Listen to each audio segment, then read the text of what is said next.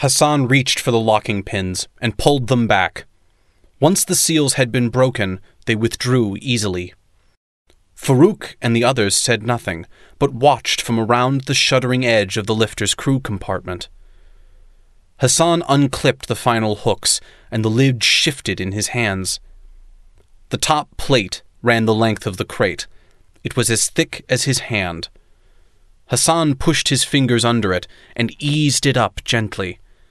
As he did so, he smelled old dust sighing from the gap. A first twinge of unease ran through him. He pushed the lid further back. A single bulky object lay within the crate, bound with what looked like Hessian sacking.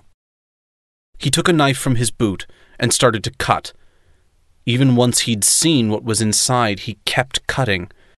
He didn't stop until every scrap of sacking was peeled back and hacked away, just to make sure. At the end, he stood straight, gazing down at his handiwork. He felt sick, lightheaded. He reached out to steady himself. "What is it?" asked Farouk. Hassan couldn't reply immediately. A sense of painful emptiness fell over him, choking off a response. When he did speak, his voice was strained. "Nothing," he said.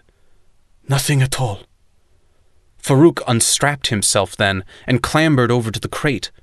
He looked inside and saw what Hassan had seen. "Ah," he said. Inside the crate was a huge hunk of rock, granite perhaps, just like the thousands that riddled the semi-desert around the compound, filthy with storm-blown grime and cracked along one edge.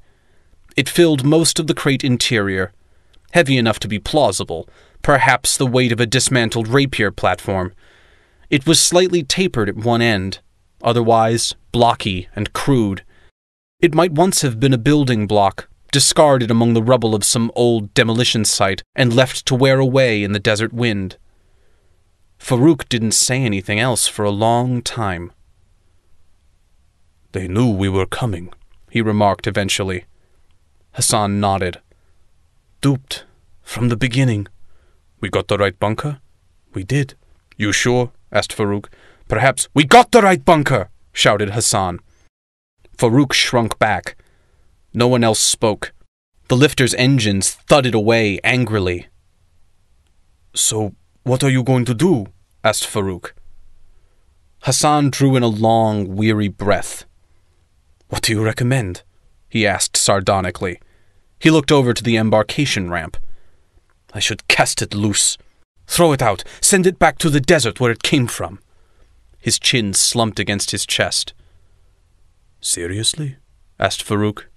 Hassan smiled grimly and shook his head. "Don't worry. We were told to bring it back, so we'll do just that." "There will be a reckoning for this," sighed Farouk. Hassan leaned back against the cargo bay wall, feeling a powerful headache coming on. "Oh, I know that," he said. "But from who? Who ordered it?" The lifter continued onwards, hastening them towards the consequences of failure. "I guess we'll find out soon enough," he said.